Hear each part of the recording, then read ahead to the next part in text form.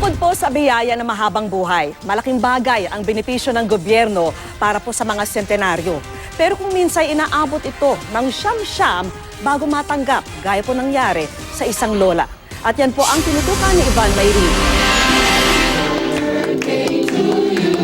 Iilang taon na lamang ang umaabot ng 100 taon, kaya nang mag-100th birthday si Lola Felisa Sayo, hindi ito pinalampas ng kanyang mga anak at apo at binigyan siya ng engranding selebrasyon.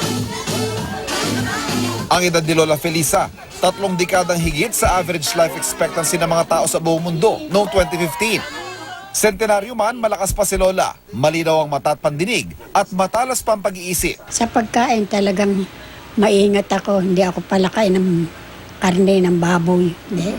Gulay, isda, yan.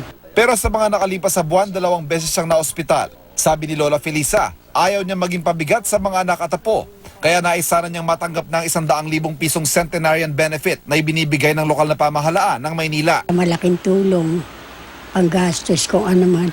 Dahil lalo na nga nung ako'y nagkasakit siyempre, wala ka naman, siyempre, mga anak mo.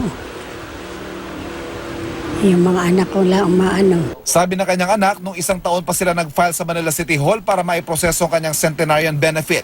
Kabilang sa mga hiningi ang marriage contract nila ng yumaong asawa at litratong patunay na buhay pa ang benepisyaryo. Nung primero, ang sabi, inaayos pa raw yung cheque.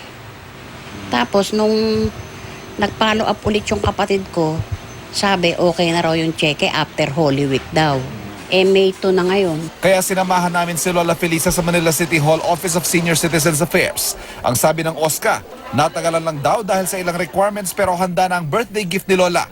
At ang nagabot, mismong si Manila Mayor Joseph Estrada. Malaking bagay na dapat kilalanin natin yung mga senior citizen. Parang yan ang... Kaya we Filipinos, we look at them as our mother.